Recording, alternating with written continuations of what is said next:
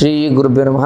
ವೀಕ್ಷಕರೇ, ಇವತ್ತಿನ ಈ ಒಂದು ವಿಡಿಯೋದಲ್ಲಿ ನಿಮಗೆ ಜುಲೈ ತಿಂಗಳಲ್ಲಿ ಕುಂಭರಾಶಿಯವರ ಜೀವನದಲ್ಲಿ ಗ್ರಹಗಳ ಸಂಚಾರದಿಂದ ಆಗ್ತಕ್ಕಂಥ ಮುಖ್ಯ ಬದಲಾವಣೆಗಳೇನು ಮತ್ತು ಇವರ ಜೀವನದಲ್ಲಿ ಗ್ರಹಗಳ ಸಂಚಾರದಿಂದ ಏನೆಲ್ಲ ಬದಲಾವಣೆಗಳು ಮತ್ತು ಆಗುಹೋಗುಗಳಾಗುತ್ತೆ ಅಂತ ಈ ಒಂದು ವಿಡಿಯೋದಲ್ಲಿ ತಿಳಿಸ್ಕೊಡ್ತೇನೆ. ಅದಕ್ಕೆ ಮುಂಚೆ ನಮ್ಮ ಒಂದು ಚಾನಲ್ನ ಈ ಕೂಡಲೇ ಭಕ್ತಿಯಿಂದ ಲೈಕ್ ಮತ್ತು ಸಬ್ಸ್ಕ್ರೈಬ್ ಮಾಡ್ಕೊಳ್ಳಿ.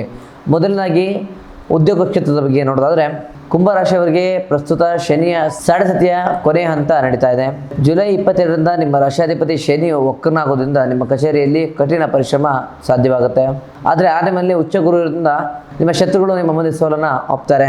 ಜುಲೈ 2ರಿಂದ 24ರವರೆಗೂ ಬುಧ ವಕ್ರನಾಗೋದ್ರಿಂದ ಉದ್ಯೋಗವನ್ನು ಬದಲಿಸುವಂಥ ಒಂದು ನಿರ್ಧಾರವನ್ನು ಸದ್ಯಕ್ಕೆ ಮುಂದೂಡೋದು ತುಂಬ ಒಳ್ಳೆಯದು. ಇನ್ನು ಆರ್ಥಿಕ ಸ್ಥಿತಿಯ ಬಗ್ಗೆ ನೋಡೋದಾದರೆ, ಧನಸ್ಥಾನದ ಅಧಿಪತಿ ಗುರು 6ನೇ ಸ್ಥಾನದಲ್ಲಿ ಉಚ್ಚನಾಗಿರೋದ್ರಿಂದ ಧನಸಲ್ಲಿರ್ತಕ್ಕಂಥ ಒಂದು ಶನಿ ತಿಂಗಳ ಕೊನೆಯಲ್ಲಿ ವಕ್ರನಾಗೋದ್ರಿಂದ ಹಣದ ಹರಿವು ಸಾಧಾರಣವಾಗಿರುತ್ತೆ.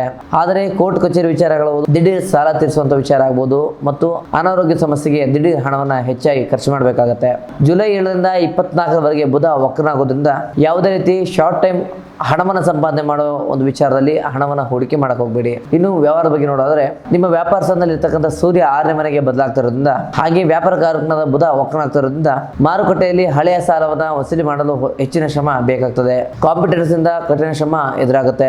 ಜುಲೈ 24ರವರೆಗೆ ಯಾವುದೇ ಕಾರಣಕ್ಕೂ ಹೊಸ ಒಪ್ಪಂದಗಳಿಗೆ ಮತ್ತು ಪಾರ್ಟ್ನರ್ಶಿಪ್ ವ್ಯವಹಾರಗಳಿಗೆ ಸಹಿ ಹಾಕೋದು ಬೇಡ. ಇನ್ನು ಪ್ರೀತಿ ಮತ್ತು ಕುಟುಂಬ ವಿಚಾರ ನೋಡೋದಾದ್ರೆ, ಬುಧ ಜುಲೈ 7ನೇ ತಾರೀಕುವರೆಗೂ ವಕ್ರಗತಿಯಲ್ಲಿ ಚಲಿಸೋದ್ರಿಂದ ಪ್ರೇಮಿಗಳ ನಡುವೆ ಸಣ್ಣ ವಿಚಾರಕ್ಕೂ ದೊಡ್ಡ ಜಗಳ ಆಗುತ್ತೆ. ಪರಸ್ಪರರ ಮೇಲೆ ಸಂಶಯ ಪಡೆದನ್ನ ಬಿಟ್ಬಿಡಿ.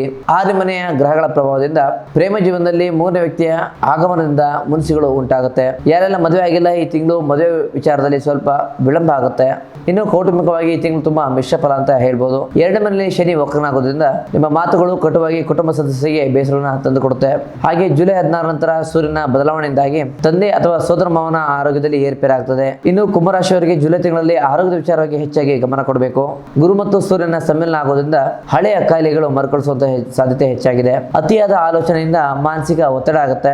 ಈ ಒಂದು ಶನಿಯ ಬೊಕ್ಕದೃಷ್ಟಿಯನ್ನ ಕಡಿಮೆ ಮಾಡಿಕೊಳ್ಳಲು ನಾನು ಹೇಳಿದ ಸಣ್ಣ ಮಾಡಬೇಕಾಗುತ್ತೆ. ಪ್ರತಿ ಶನಿವಾರ ಶನೇಶ್ವರ ದೇವಸ್ಥಾನಕ್ಕೆ ಹೋಗಿ ಎಳ್ಳೆಣ್ಣೆ ದೀಪವನ್ನು ಅರ್ಪಿಸಿ ಜೊತೆಗೆ ಅಲ್ಲೇ ಕೂತ್ಕೊಂಡು 21 ಬಾರಿ ಓಂ ಶಂ ಶನೇಶ್ವರಾಯ ನಮಃ ಎಂಬ ಮೂಲ ಮಂತ್ರವನ್ನು 21 ಬಾರಿ ನೀವು ಪಠನೆ ಮಾಡಿದ್ದೆ ಆದರೆ ನಿಮ್ಮ ಕರ್ಮ ಇತ್ಯಾದಿಗಳೆಲ್ಲ ಕಳೆದು ಹೋಗುತ್ತೆ. ಸೂರ್ಯ ದೇವರಿಗೆ ಪ್ರತಿನಿತ್ಯ ಬೆಳಿಗ್ಗೆ ಸೂರ್ಯ ಉದಯದ ಸಮಯದಲ್ಲಿ ಅಂದರೆ 5, 5:30, 6 ಗಂಟೆ ಸಮಯದಲ್ಲಿ ಸೂರ್ಯನಿಗೆ ಅರ್ಘ್ಯವನ್ನು ನೀಡಬೇಕಾಗುತ್ತೆ. ಈ ಒಂದು ರಾಶಿಯವರ ಅದೃಷ್ಟ ಬಣ್ಣ ಕೇಸರಿ ಮತ್ತು ಬಿಳಿ ಬಣ್ಣ ಆಗಿರುತ್ತೆ. ಹಾಗೆ ಈ ಒಂದು ರಾಶಿಯವರ ಅದೃಷ್ಟ ಸಂಖ್ಯೆ 7 ನಂಬರ್ ಆಗಿರುತ್ತೆ. ನಂಬರ್ 7 ಇವ್ರನ್ನ ತುಂಬಾ ಮೋಟಿವೇಟ್ ಮಾಡುತ್ತೆ. ಒಟ್ಟಾರೆಯಾಗಿ ಇದಾಗಿತ್ತು ಕುಂಭರಾಶಿಯವರ ಜುಲೈ ತಿಂಗಳ ಸಂಪೂರ್ಣ ಮಾಸ ಭವಿಷ್ಯ. ಈ ಒಂದು ವಿಡಿಯೋನ ಹೆಚ್ಚಾಗಿ ನಿಮ್ಮ ಕುಂಭರಾಶಿ ಸ್ನೇಹಿತರಿಗೆ ಶೇರ್ ಮಾಡಿ. ಹಾಗೆ ನಮ್ಮ ಒಂದು ವಿಡಿಯೋನ ಹೆಚ್ಚಾಗಿ ಶೇರ್ ಮತ್ತು ಲೈಕ್ ಮಾಡಿ. ಇನ್ನು ನಿಮ್ಮಲ್ಲಿರತಕ್ಕಂಥ ಯಾವುದೇ ಕಠಿಣ ಗುಪ್ತ ಸಮಸ್ಯೆಗಳ ಪರಿಹಾರಕ್ಕೋಸ್ಕರ ಸ್ಕ್ರೀನ್ ಮಾಡ್ತಕ್ಕಂಥ ನಂಬರ್ಗೆ ಕರೆ ಮಾಡಿ ಅಪಾಯಿಂಟ್ಮೆಂಟ್ ತೆಗೆದುಕೊಂಡು ನಮ್ಮ ನೇರ ಭೇಟಿಯಾಗಿ ನಿಮ್ಮ ಸಮಸ್ಯೆ ಪರಿಹಾರ ಮಾಡ್ಕೊಳ್ಳಿ. ಮುಂದಿನ ವಿಡಿಯೋದಲ್ಲಿ ಸಿಗೋಣ. ಧನ್ಯವಾದಗಳು.